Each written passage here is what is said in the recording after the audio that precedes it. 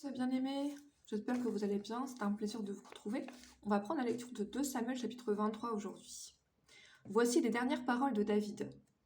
Paroles de David, fils d'Isaïe, paroles de l'homme haut placé, de loin du Dieu de Jacob, du chantre agréable d'Israël.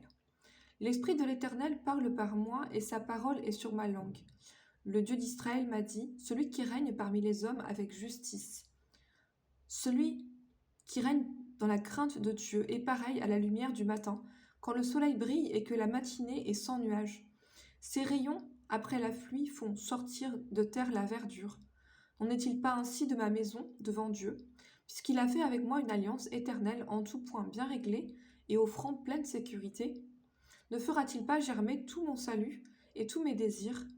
Mais les méchants sont tous comme des épines que l'on rejette et que l'on ne prend pas avec la main. Celui qui les touche s'arme d'un fer ou du bois d'une lance, et on les brûle au feu sur place. Voici les noms des vaillants hommes qui étaient au service de David. Josheph Bashébeth, le Téchronite, l'un des principaux officiers. Il brandit sa lance sur 800 hommes, qu'il fait périr en une seule fois. Après lui, Éléazar, fils de Dodo, fils d'Ashoshi. Il était l'un des 3 guerriers qui affrontèrent avec David les Philistins rassemblés pour combattre, tandis que les hommes d'Israël se retiraient sur les hauteurs. Il se leva et frappa les Philistins jusqu'à ce que sa main fût lasse et qu'elle restât attachée à son épée. L'Éternel opéra une grande délivrance en ce jour-là. Le peuple revint après Éléazar seulement pour prendre les dépouilles. Après lui, Shama, fils d'Agé, d'Arar. Les Philistins s'étaient rassemblés à Léchi. Il y avait là une pièce de terre remplie de lentilles, et le peuple fuyait devant les Philistins. Shama se plaça au milieu du camp, le protégea et battit les Philistins. Et l'Éternel opéra une grande délivrance. 3 des 30 chefs descendirent au temps de la moisson et vinrent auprès de David dans la caverne d'Adoulam, lorsqu'une troupe de Philistins était campée dans la vallée d'Éréphaïm. David était alors dans la forteresse et il y avait un poste de Philistins à Bethléem.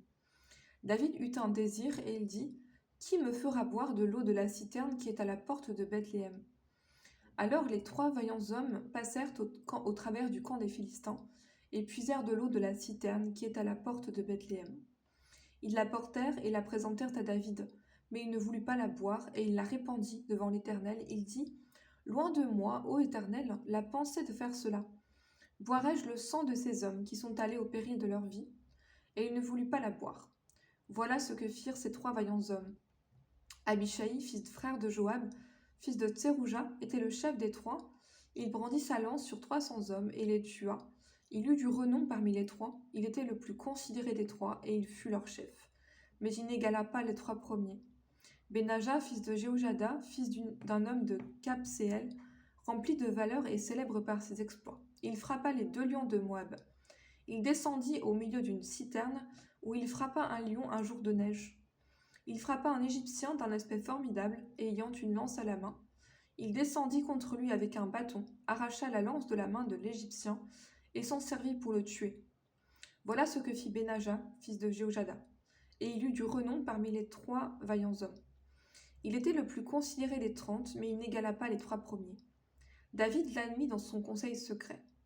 Azaël, frère de Joab, du nombre des 30, Elchanan, fils de Dodo, de Bethléem, Shama de Harod, Élika de Harod, Életz de Péletz, Ira, fils d'Ikesh de Tekoa, Abiezer d'Anatoth, Mebounaï de Ulcha, Salmon d'Ashoach, Maharaï de Netopha, Éleb, fils de Baana, de Netopha, Itaï, fils de Ribaï, de Gibéa des fils de Benjamin, Benaja de Pirachon, Idaï de Nachlé-Gahash, Abi Albon d'Araba, Azmavet d'Archoub, Elieshba de Charalbon, Béné Jachem, Jonathan, Shama d'Arar, Eshiam, fils de Shérar d'Arar, Eliphélet, fils d'Achishbaï, fils d'un Maracanien, Eliam, fils d'Achitophel de Gilo, Etzraï de Carmel, Paharaïm d'Arab,